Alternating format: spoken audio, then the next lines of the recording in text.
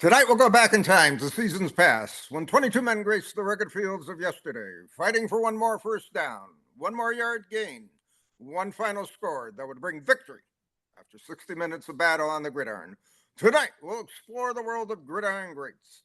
And welcome to Gridiron Greats Football History and its Memorabilia on the Sports History Network. And we're in conjunction with Swick Enterprises, and we're live from the Southport, North Carolina home of Gridiron Greats magazine.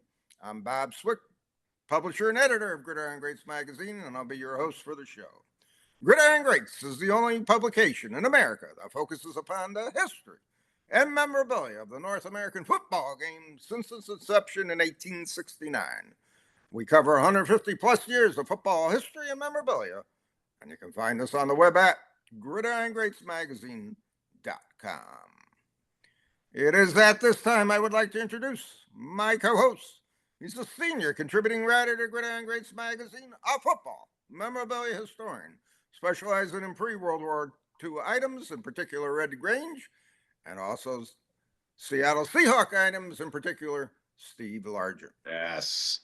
He hails from Portland, Oregon, Mr. Joe Squires. Joe, welcome to the show. Absolutely. Look at you, all dressed out. I am. It's 40 degrees here in Southport. It is so cold that it's not even funny. This is what I left New England for, and we're having one of the coldest 2-month spells possible down here. Bob, let's be honest. How many sweatshirts do you have in your closet? And you happen to grab the Green Bay Packer, sweaty in half. Most of my wardrobe is green, so and tints of yellow here and there.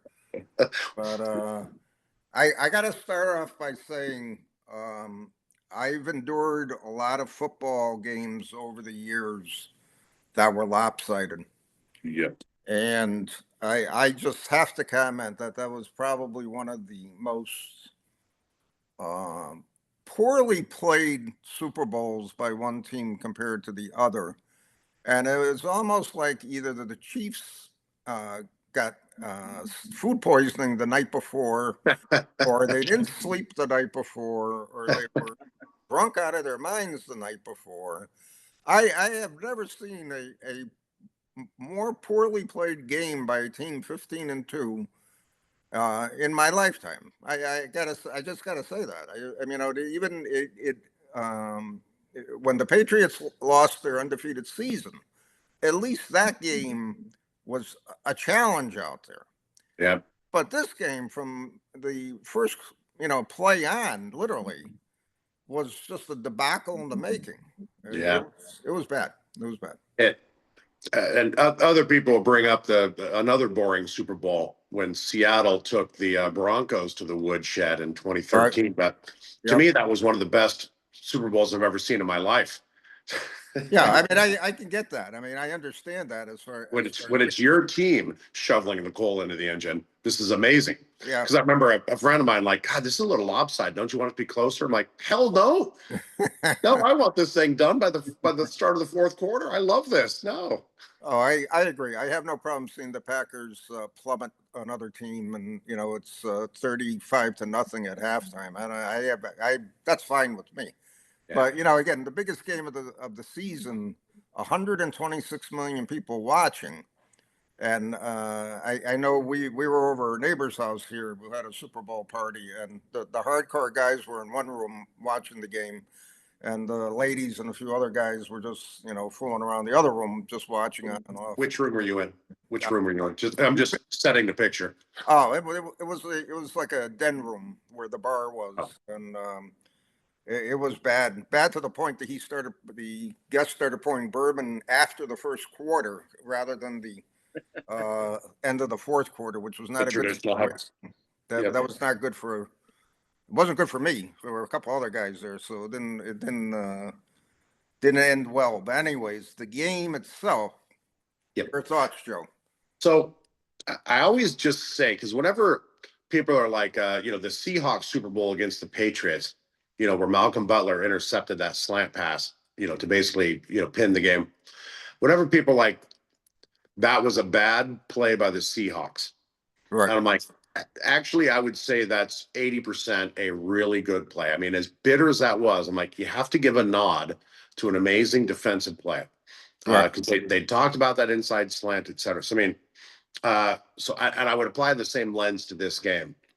Did the Chiefs crap the bed, or did the Eagles have their number? Did they study film leading up to the game that they absolutely had their number? Which was it? Because I've never seen Patrick Mahomes that anemic, Right. looking that bedazzled in the back, where he had no idea. He's Right. being chased around, throwing lame ducks up, getting picked off. Pick six, obviously in the second quarter. Uh, I've never seen him that frustrated. There's a stat where it's like the Eagles had more points at halftime, 24, than Patrick Mahomes had yards passing. Right. Right. I think it was a combination of two factors. I do believe that the Eagles were able to really understand and read more closely what the Chiefs actually did. I think the Chiefs had nothing on the ball, and I don't think they had any trick plays. They had nothing that was gonna work against them. And I think I really believe they just gave up. I mean, when it was 24-0, what are you going to do in the second quarter? You're down 4 scores. You got to get 3 and out of the Eagles 4 times in a row, and you got to go down there and you got to score, and you got to make sure you score fast, because now you're down to 30 minutes of the game. They couldn't do it. I mean, to me, the beginning of the second half, I said to everybody in the room, I said, the game's over. I said, I can't see the Chiefs coming back in any way, shape, or form. And there were a couple of Chief fans there. And here locally in Southport, a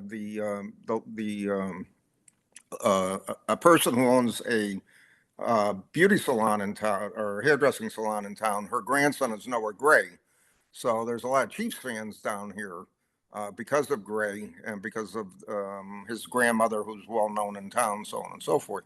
So and my wife Brenda gets her hair done there, and she said, I can only imagine when I go in the next time. I said, it's probably going to be like you can walking into a wake, type of thing. Yeah. She was all excited before the game. Her husband went down to see the game with the daughter and her husband, Noah's parents.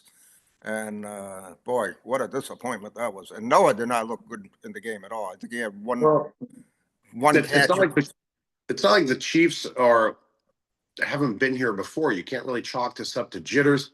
Exactly. This is their fourth Super Bowl in 5 years. They won, 2, and obviously just missed this. I mean, but they've got the experience. They know what's going on. They know what to expect. So I mean, in all honesty, I don't know. Put it this way: they were in 5. I guess it was 5 Super Bowls in 6 seasons. They had 3 rings out of the 5. They couldn't do the 3-peat, so they couldn't get the 4. Who did they lose to? They lost to Tampa Bay, and they lost to the Eagles. 2 real strong teams, in my opinion. Tampa had Kansas City's number. Brady was unstoppable in that game, and again, Hurts in this game was unstoppable. They had a great offense, and I really believe the defense was overpowering for the Eagles. Oh, so good. And the Chiefs couldn't respond to it in any way, shape, or form. And then the Chiefs defense had no response to the Eagles offense, which I didn't understand. So it was chalk it up. That's it. Nobody remembers, who loses the Super Bowl. I mean, unless it's your team, or it's the Buffalo Bills of the early '90s. But I mean, so I mean, but I think people remember this run, just making it. I mean, look at the parity of just who plays in a Super Bowl. Right. Usually it's pretty good. You see dynasties come and go, where maybe a team will, where on VFC we were counting how many two-peats there'd been. Right. And, right. And there was the Dolphins, the Packers, the Steelers, the Cowboys. I mean, there weren't that many of them up until after the Cowboys of the early '90s. I mean, it's the Chiefs and the Broncos. I think that's it. So I mean, it doesn't happen as much since free agency's come around. So I mean, to make it to 4 Super Bowls in 5 years and to have, I don't know, that's still pretty good. And I couldn't help but think, watching half of them leave, the stadium. It was like when the Seahawks lost that, Tampa, or the Super Bowl to the Patriots. Now all of a sudden, free agency, Now since some of those rookie contracts are starting to come up, people have been to the dance a few times. They want a little more money. That salary cap starts to become a problem. I don't know if they pay Patrick Mahomes, but I would imagine he is, 15% of their salary cap. So now the Chiefs they've been to the top of the mountain. They've looked around. They got a couple rings out of it. Now they're going to start bumping into issues of free agency, people stealing things away. I mean, yeah, etc. I mean, who was their wide receiver, the really fast guy who ended up at Miami?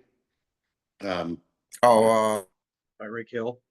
Tyreek Hill. Yes, Yeah, thank you, Bob. yeah. Thank you to the ventriloquist. Tyreek Hill, fast. Well, they had salary cap problems with him. He wanted a lot of money and he deserved it, but they couldn't. Yeah, I'm afraid the Chiefs have had their time in the sun, and they're going to they're going to start scattering to the wind here just because Right. that's it's tough. Right. And Mahomes is going to be charged $66 million to the cap next season unless he restructures it. So they got to, if they're going to have anybody to play with him, they got to figure out, what you're going to do and how you're going to do it at the same time. And did you look at what is the salary cap next year for NFL teams? I haven't. It's probably a couple $1 trillion. I mean, pick a number from the sky, whatever it is, whatever they want it to be, it is, and that's it. So I mean, yeah, they're. Let's look here. I'm actually curious. NFL salary cap. At 272 million. That's kind of what I thought it was. I thought it was 260. So if he's getting 60 million, he is 23% of the entire team's salary. Yeah. I mean, that's crazy. That's crazy. It's one point I want to bring up too at the get together we were at. A couple guys asked me, "What do you think if they go to pay-per-view or streaming service next year for the Super Bowl?"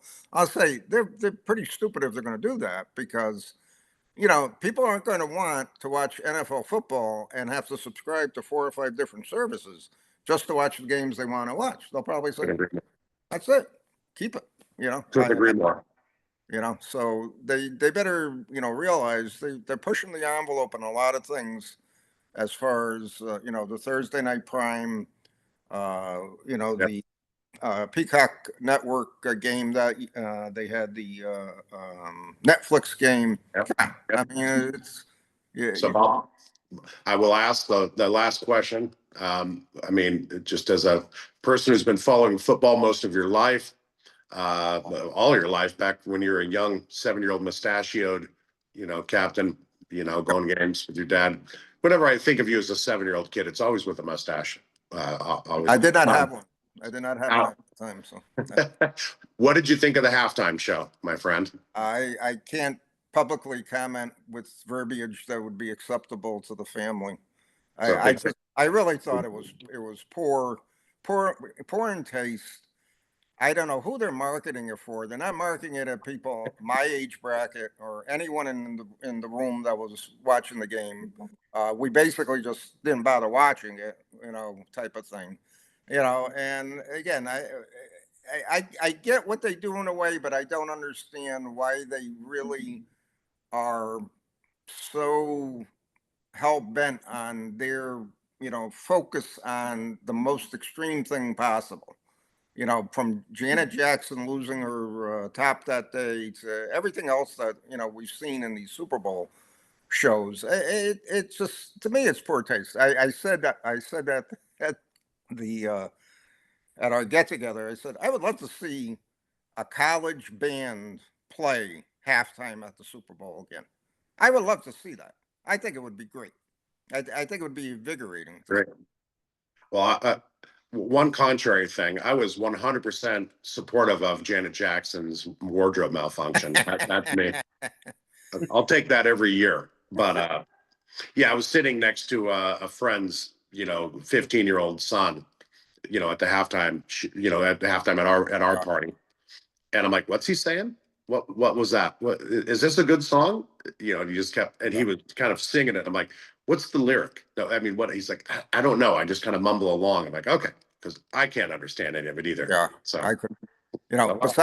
Besides being deaf and trying to listen to that, I mean, forget it. I mean, I gave up. I really lost a lot of respect for the Super Bowl halftime show. I don't look forward to it. It's just, time to get to the bathroom and get more to eat and drink, and that's it. That's the way I look at it now. It's not what it should be. Yeah. Oh well. Oh well. All right. I don't run the NFL, Joe, as you know, so I have no control over the NFL gods and their desires to make money.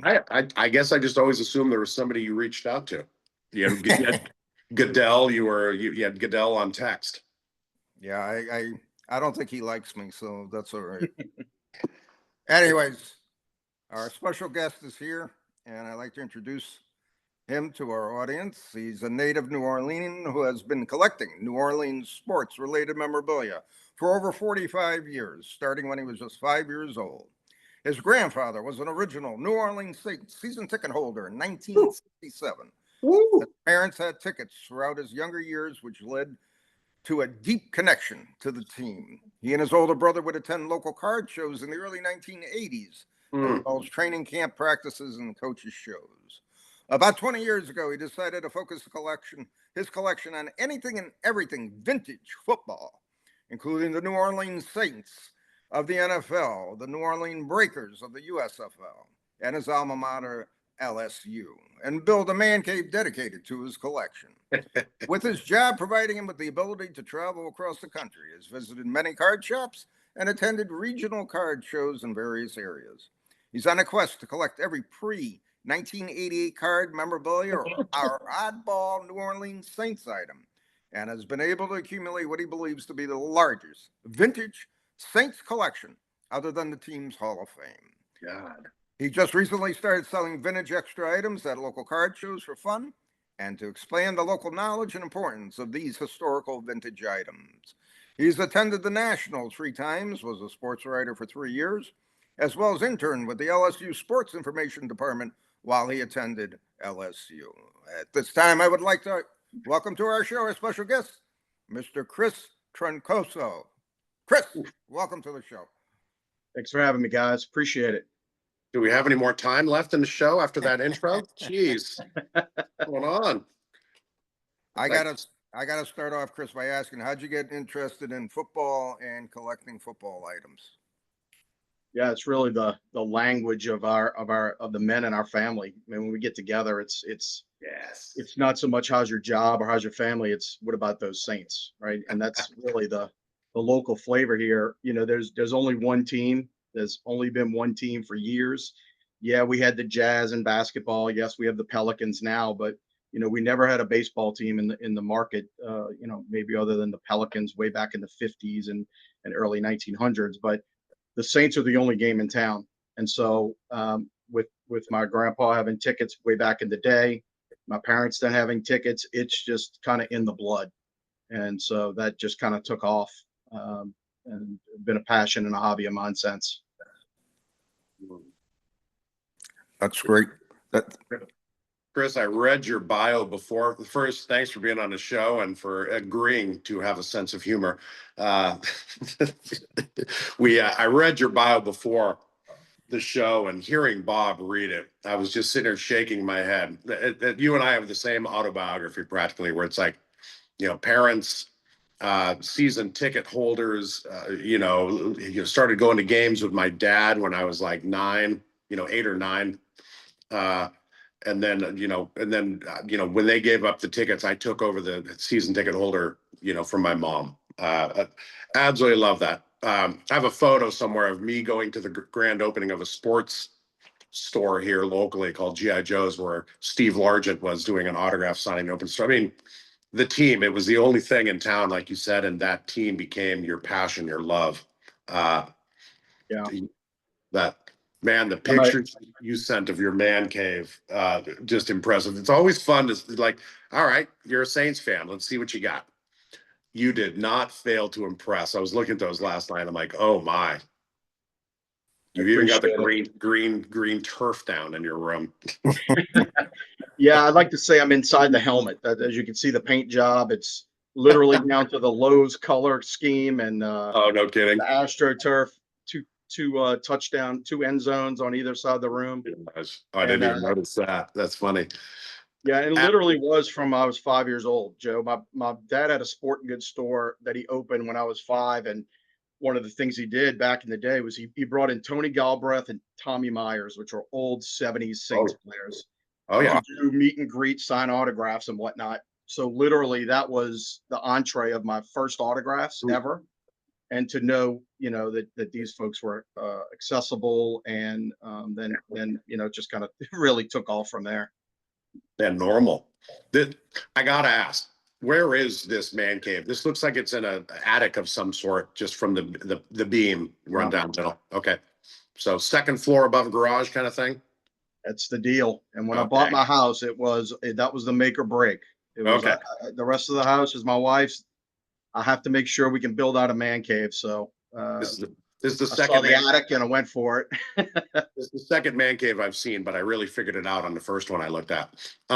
So when people come over for dinner, I want to set a scene here. People come over for dinner, let's say there's like 3 couples that come over. There's 8 of you sitting around a table, some wines flowing, and at some point it's like, oh, Kris collects cards. He's a huge Saints fan. And somebody goes, oh, really? I'm a pretty big Saints fan. I moved here 3 years ago.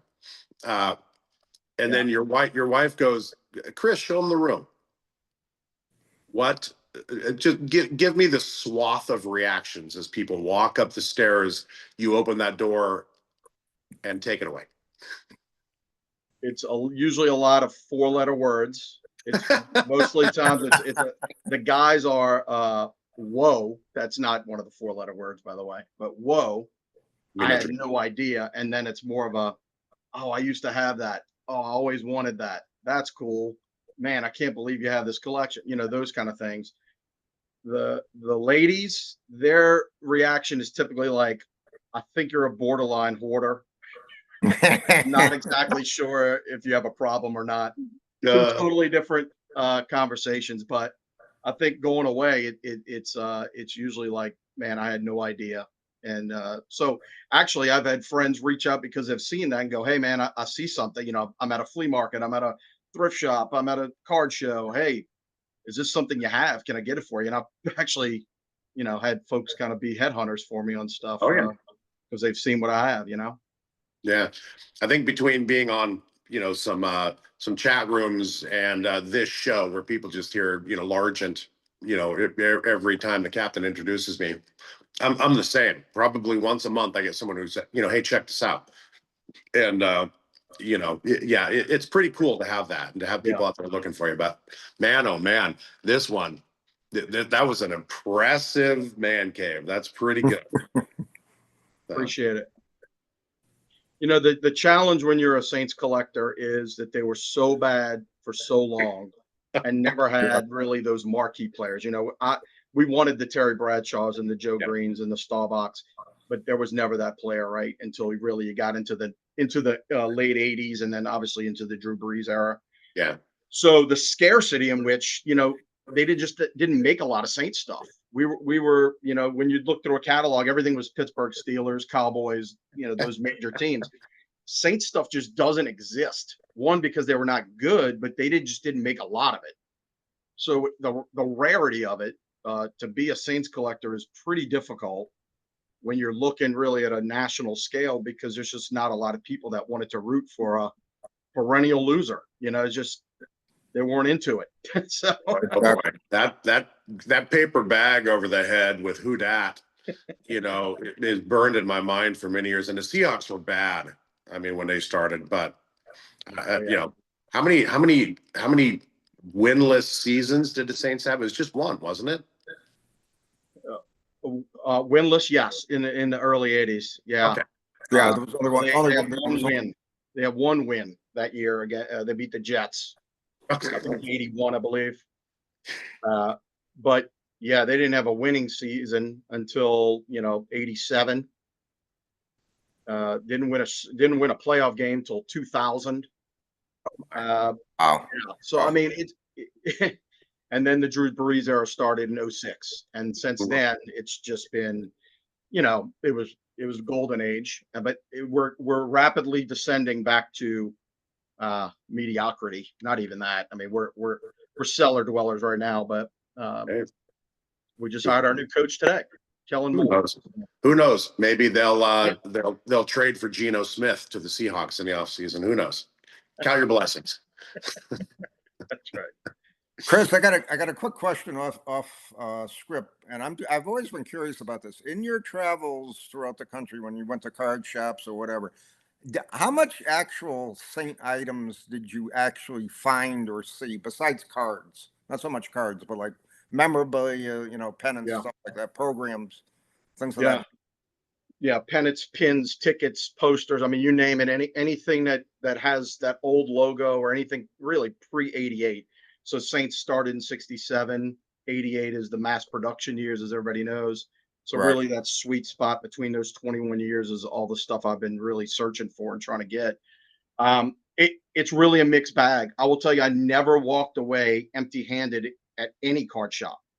There's always been one thing or something that I've been looking for. And that's probably because I've kind of expanded it to, hey, I want to collect all LSU vintage players. I want to collect New Orleans Jazz. I want to do breakers, so I'm kind of looking a little bit wider. But for the most part, the Saints stuff, I mean, onesie, twosie, certainly going to the National, picking up piles of stuff at the National typically. And then I had some go-to spots that I would go to regularly on travels that would, be pretty good on a consistent basis too.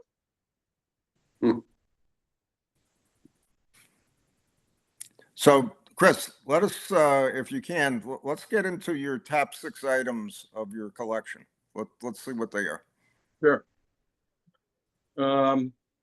This is more of a new. Hope it's not one of those bobbleheads. Those things freak me out. That's coming, Joe. That's coming. This is more of the new on the new side, but just a hometown hero, Steve Gleason. The only NFL player and the first NFL player to ever receive the Congressional Medal of Honor for his work with ALS. Yeah. A Washington guy, Joe, by you, obviously went to Washington State. Wow. You only have one rookie card. This is it. There's multiple parallel colors, but this is his rookie. That's him over here on the end right there. Yeah. This is the only signed rookie card that I really know that exists, and really proud to own it. And really had to really work a deal and negotiate to try and to get it because I knew the scarcity of it several years ago. Oh, wow. So really excited to own that. What did he win the Medal of Honor for? Was it posthumously or?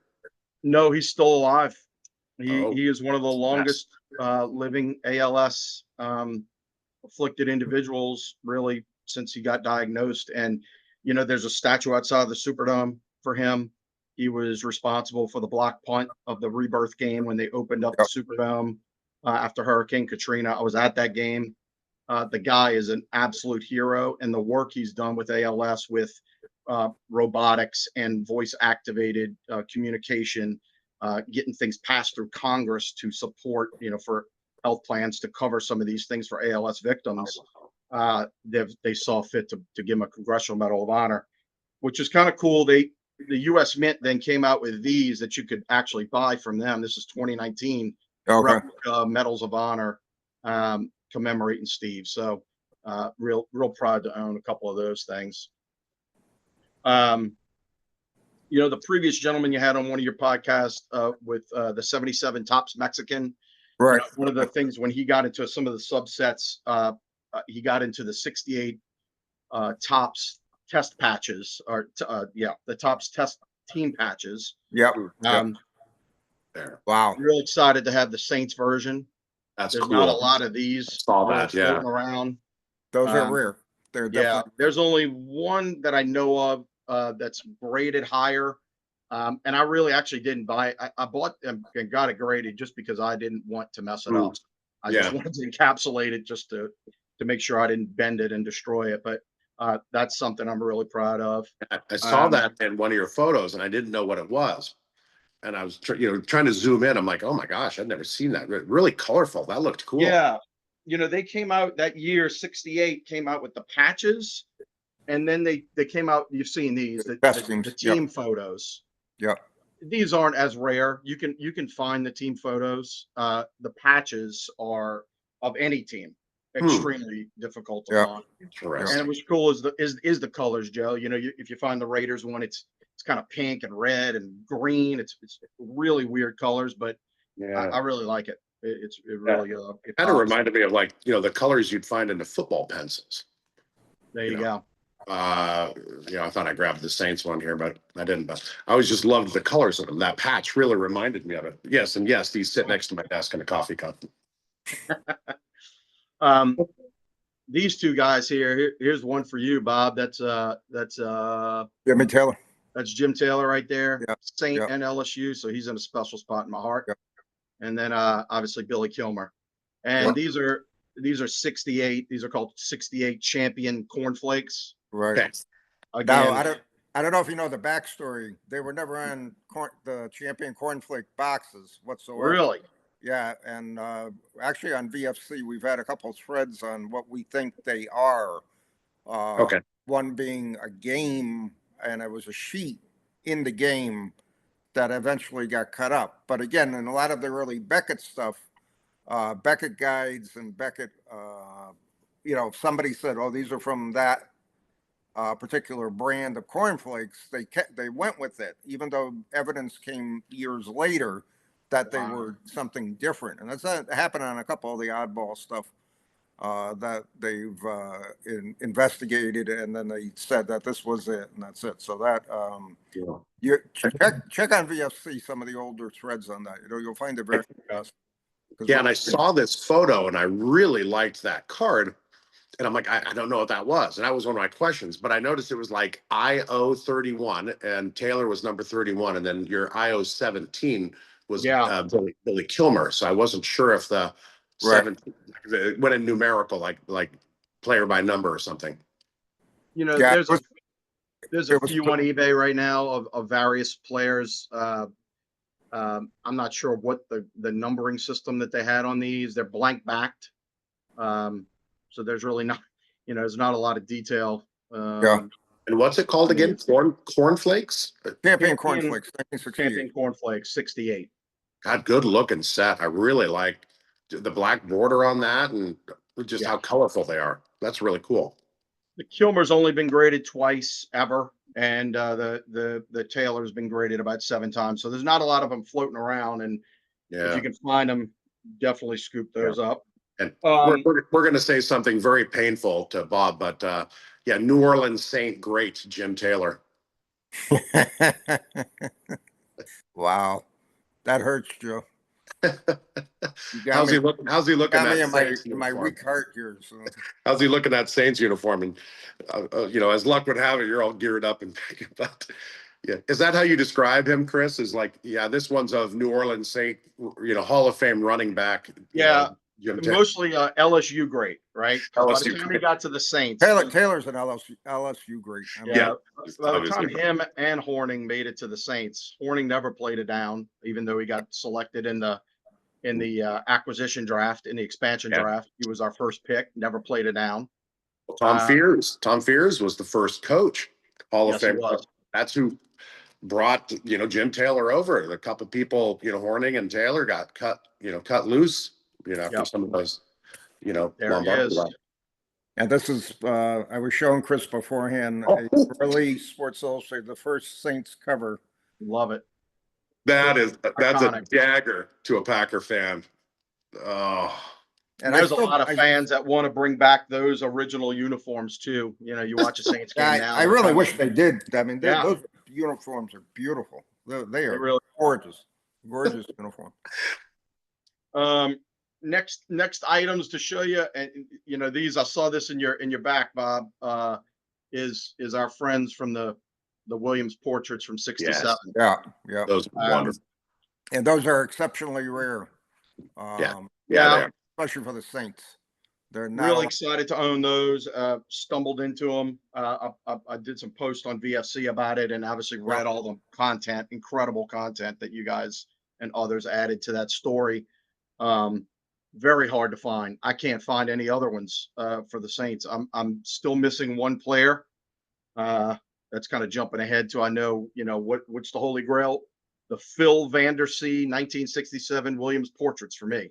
because that's the only Get it- William Fortune. Get I'm in missing. line, Chris. Get in line. So, but Bill Vander. really excited about those, and have a few extras that I've accumulated over time. You know, when you're on the hunt like that, you have to buy some stuff you don't want sometimes just to get the stuff you do. You guys know the drill. And so, yeah, really pumped up about Bob, I that. think that's the first time someone has said Phil Vandersea on the show. Would you agree? The Zeke This next Bratkowski one's- of the Saints. This is moving more to the modern era. So good. But I was honored to be able to acquire Drew Brees game ball from the NFC Championship. Probably the most, I mean, it's the most iconic, other than maybe the Katrina game that I mentioned with Steve Gleason kicking the ball, blocking the punt. Yeah. The NFC Championship where the Saints won and went to their first Super Bowl was So really the culmination of all things Saints fan. I Googled that game because I was like, gosh, I remember that game. And again, I'm like, yep, that was the one of Brett Favre. Got the crap beat out of him. That was speaking of ex Packer greats, Brett Favre lacing him up for the Vikings. But that was I went back and kind of refreshed my memory on that game. How did you get that ball? When you said it's Drew Brees' game ball, what do you mean? Yeah. So the Saints have a very distinct font and game balls that they use. You know, you've seen those over the years, whether they've been through paint markers and different decals. The Saints balls had that exact font through somebody that I knew. You make all these different contacts. They knew I was a big collector, contacted me, and we made a deal for it. The three balls I do have, I have a Super Bowl players ball from the Super Bowl game. And then I also have one of the Katrina balls. So each player for those three games, each player on the roster got a ball. And I have those in my private collection. Wow. Yeah. So there's another one. So every player has one of these, but their name is different. So if you hold that ball up again, I mean, so everybody's name will be different. This happens to be Drew Brees's. How did you get Drew Brees's? The gentleman I bought it from, I'm not exactly sure how he got it. I will tell you a story on how I got the Gonna guess it wasn't a garage sale. No. The Super Bowl one, though, however, did come up on eBay. It was of a linebacker. It was a kind of a reserve linebacker's ball that came up. The story was that he had told me, I said, how did you get this ball? Because I know it's real. I know the font. I know what's going on. And certainly nobody would fake a little known player like this gentleman. He had bought a storage unit that was not paid. And it was sitting in there, and he basically liquidated everything on eBay. Wow. And so I was able to acquire that. And then the Katrina ball, same thing. It was on eBay, and I knew exactly what it was when I saw it, and scooped that one was an absolute deal. And scooped it. If you go in the Superdome, there's a Tom Benson, our former owner that passed away. His office is still set up in the Superdome, and they encased it in a giant glass case. So it's literally like the day he left, everything is still on the table. His game ball, that exact game ball, is sitting on his desk. Oh, so wow. You can match it up. You can look at it. You can look at other examples. I think Reggie Bush's balls got sold a few years back. You can see examples and know that what you're looking at.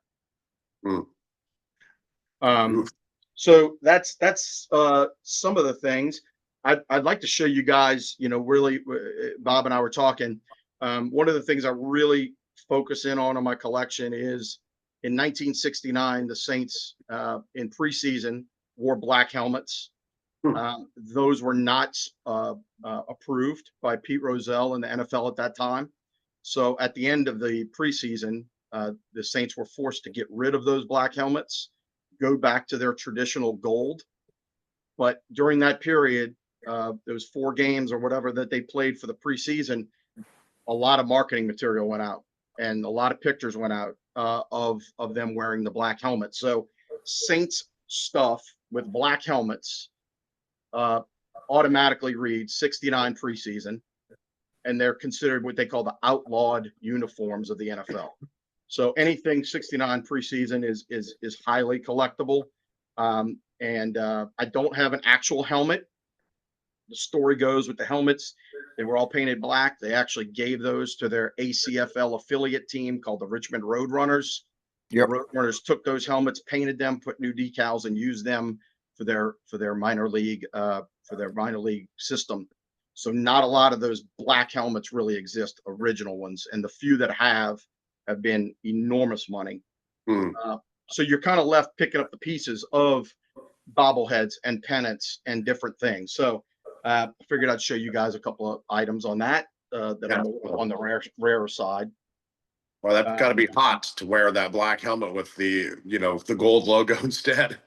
I would imagine. That is good looking. That is really good looking. Yeah. These are ceramic banks that were given away that year. To give you an idea, this is the gold version. It's ironic, Joe, like 2 or 3 years ago, the Saints did petition the NFL to wear black helmets with all this color, these color schemes that the NFL teams are trying to come up with. So the Saints actually, like 2 years ago, started wearing occasionally black helmets. Oh, wow. Cool. Yeah. So I don't really think I've ever cool seen that that. came full circle. But I'll show you. This is a pretty cool piece. I don't know if you can see. This is an old, what they call a Grid Week magazine, and that caricature on the front is Pete Rozelle as basically the Pope. And if you can see what he's kicking the black Saints helmet. with the black helmet. Wow. It was a That's big pretty deal. cool. It was a big deal that the Saints brass just said, I don't care what Pete Rozelle says, we're doing what we want to do. Well, they got their hands slapped pretty deep. I have a collection of about 50 original type ones of them playing in those games. That's Kilmer right there throwing a pass against the Chargers. Different practices where they're in the black helmets. Really, I mean, I think they're sharp. I can't believe they didn't get allowed. That's Steve Stonebreaker right there. That's against the Falcons in a preseason. That's a Pete Rozelle picture that I like to show. Yeah, so that's a funny one. Well, he's just posing there. He didn't know Photoshop existed when they took that photo. That's right. And this is in the 67 season. They did some promos of really, they weren't sure what they wanted the logo to look like. Obviously, they landed in the Florida League, but one of the more original black helmet, this was back in 67, they were even thinking about it, was the more traditional Saints logo. The dog that you see is the mascot that you still see on the sidelines called Gumbo. And that's because it's a St. Bernard dog with the colors, the gold, the black, the white. Gotcha. This particular one is special because it's signed by Jazz great Al Hurt. And I don't know if you could see that. Al Hurt was one of the original owners of the Saints, a minority owner. Yeah. So there's some Saints, Al Hurt stuff that floats around from time to time. Very cool. So that's some pretty cool stuff. And there's Gumbo. There's Gumbo in all his glory on the sidelines. One of the things you shared was that you had a program. It was first touchdown, first play for something. It was like that, but it was an autographed program saying first touchdown, which I loved. I couldn't read who the signature was, but do you have it handy? Yeah, I do. So Imagine the Saints start up. We're the first pro franchise of really any consequence coming into a city that was booming in the 60s. The Saints won every preseason game in 67. And then in the opening kickoff of the first game against the Rams, John Gilliam took the kickoff to the house. Touchdown. First play. So John Gilliam ended up playing for the Vikings. It's first touchdown, first play, first game.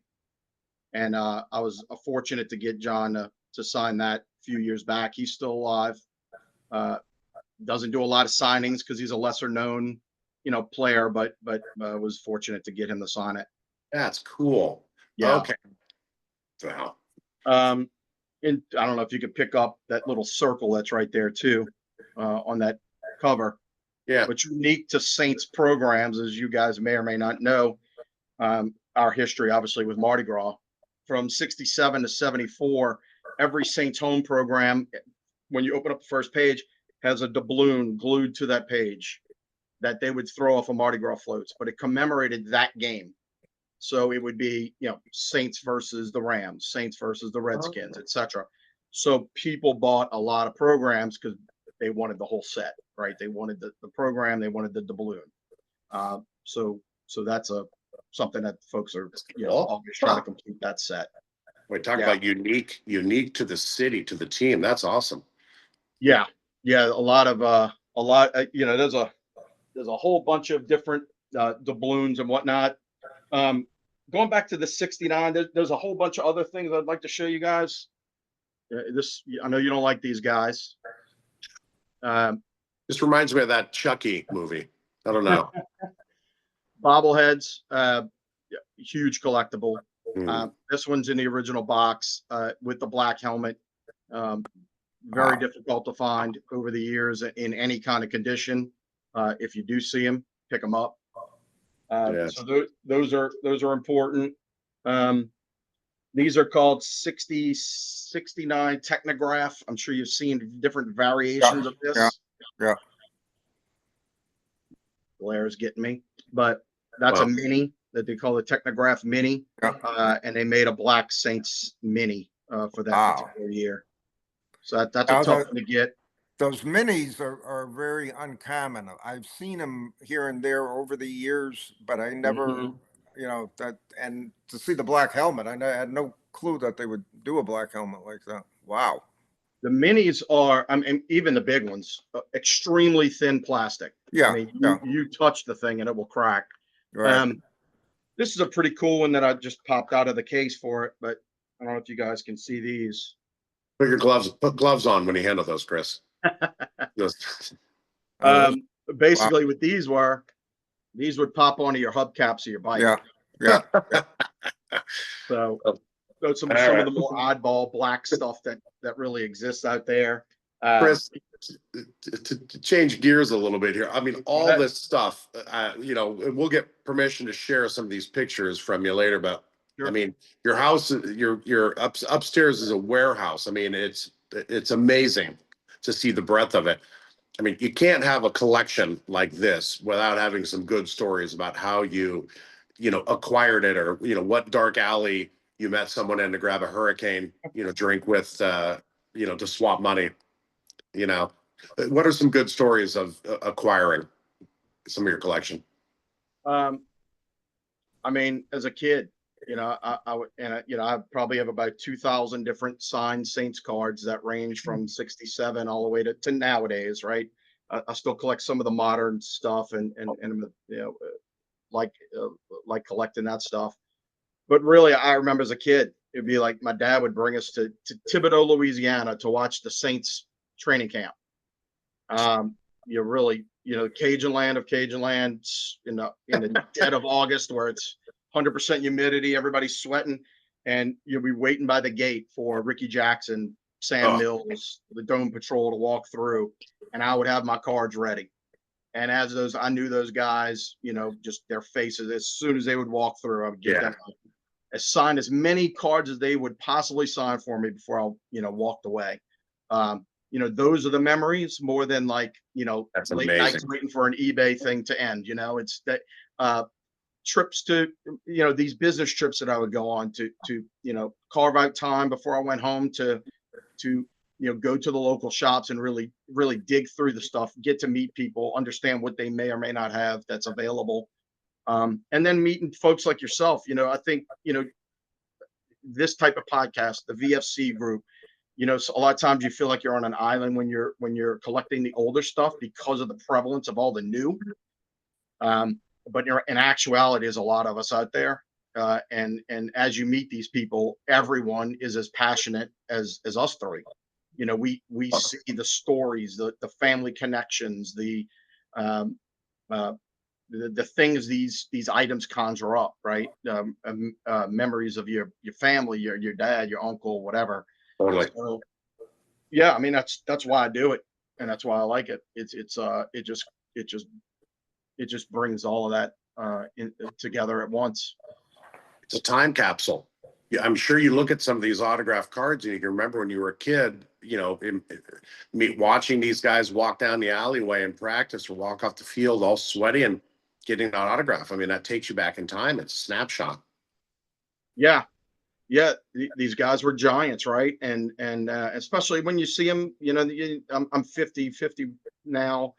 You know, some of these folks are starting to pass away, you know, and so, you know, some of your heroes, you never think they're going to die. Right. And so you see this kind of stuff go on, you go, wow, that's even another layer of, as you get older with your collection, what you have and what that represents. It's pretty interesting. So yeah, go ahead. Christoph, not to interrupt you, but off script again. How big are you as far as tickets and programs? I'm just curious. Do you have like a run of them or? Yeah. So I had promised myself to yeah, you guys know how this works. You say, I'm not going to collect that. I'm not going to collect that. I don't have time. I don't want to go into another genre. And then somebody gives you a ticket. Somebody gives you a program, or you see one, you go, wow, I've never even seen that before. I'm going to grab it. Yeah. And then the slippery slope, right? So 5 years ago, Bob, if you would ask me, do you do tickets and do you do programs? I would have said, not really. And then now I would say I'm all in, you know. So one of the things that I've been really trying to get completed, one of my pet projects, I'll get this to show you guys. 67, obviously the first year. What I'm trying to get completed is, and I love that. I love it. I know exactly what you're doing. Yeah. All home and away and preseason games. And I could tell you that's probably going to be one of those that's going to take the rest of my life to complete. Especially the preseason games. They were played in Charleston, South Carolina. One game was played at Tiger Stadium for LSU.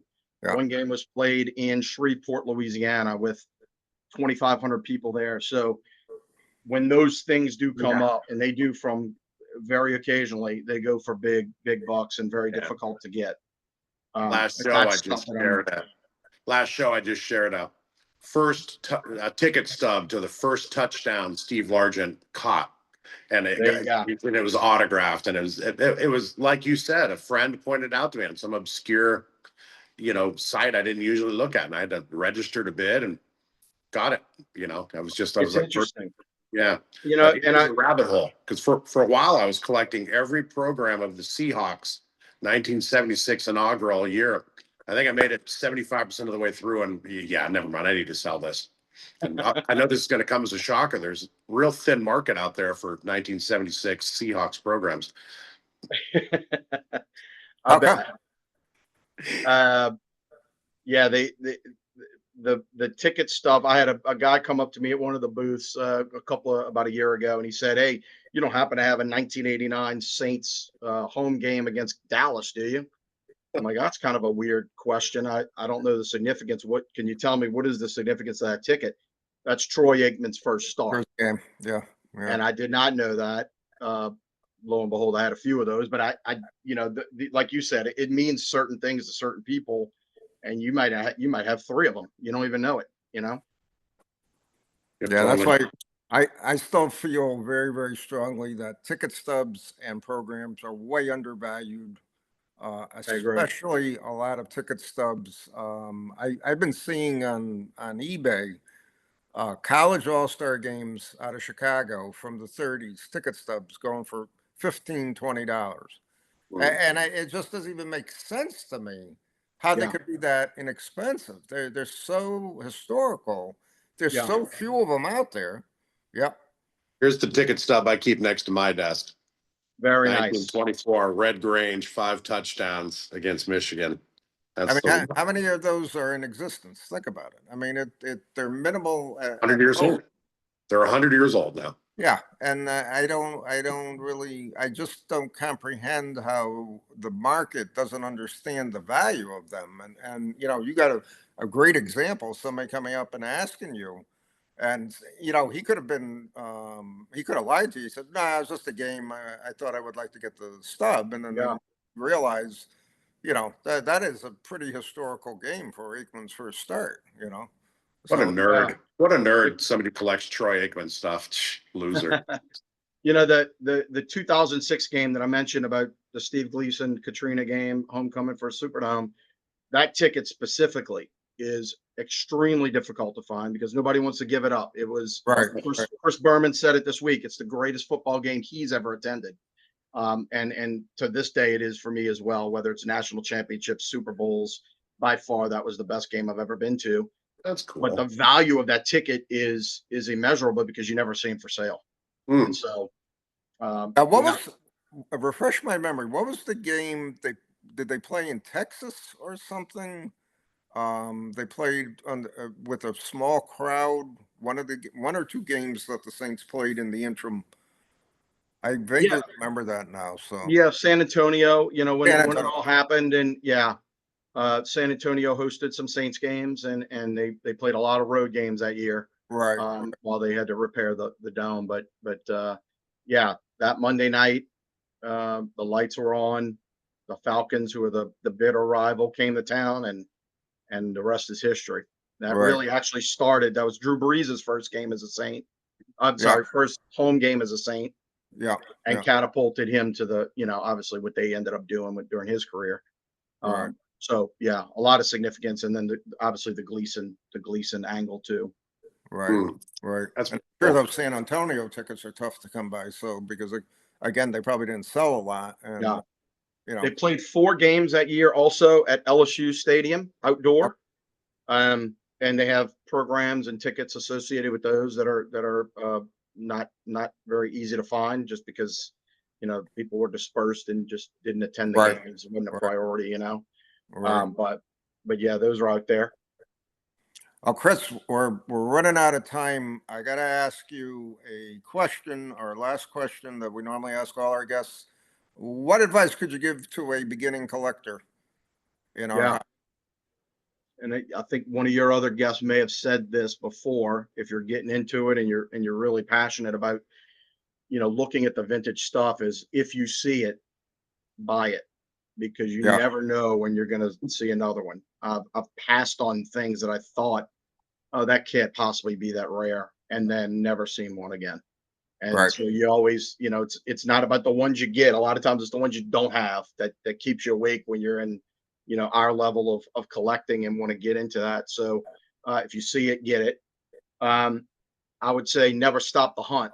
And that's true to me today. If I'm going on a vacation and we're shopping and there happens to be an antique shop or there's a sporting goods, you know, I'm going to all those places and I'm going to look. I don't care where I am. You know, I look everywhere. I ask questions. I'm on Facebook Marketplace. I'm on eBay. I'm on Mercury. I'm on Etsy. I'm on, you know, I look high and low, and you never know where this stuff surfaces. And sometimes it does. So never stop the hunt. And then my third piece of advice would be just to ask questions, ask for help. You know, I learned something new today from you, Bob, about the champion cornflakes. I had no idea. You know, just when you think you know everything about what you're hunting for and what it's named and how do I find it if I don't even know what it's named. I've seen a picture. Ask somebody. Somebody has this knowledge. The VFC has been an incredible, absolutely encyclopedia of knowledge for me. Facebook groups, an enormous amount of information. So yeah, just ask, and then you'll be able to know what you're looking for. Very well said. That's great advice, Kris. Great advice. Well, we're literally out of time. I thank you for coming on and sharing your collection. What an incredible collection. You've been great, Kris. Thank you. Absolutely. Anytime, guys. Anytime. Very appreciative of you being on. Joe, we got 38 seconds. 2-minute warning to you. What'd you pick up on today's show? Jim Taylor, New Orleans Saints, Hall of Fame great. In the same vein as Jerry Rice, Seattle Seahawk, Hall of Fame wide receiver. Franco Harris, Seattle Seahawk, great running back. We could keep going, but Way to embrace it, Chris. Great. Unbelievable, Joe. All right, we're out of time. If you're not subscribed to Gridiron Greats Magazine, what are you waiting for? What are you waiting for? GridironGreatsMagazine.com.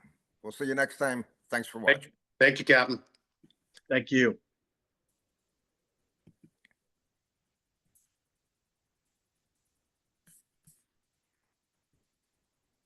Well, Bob, thank you.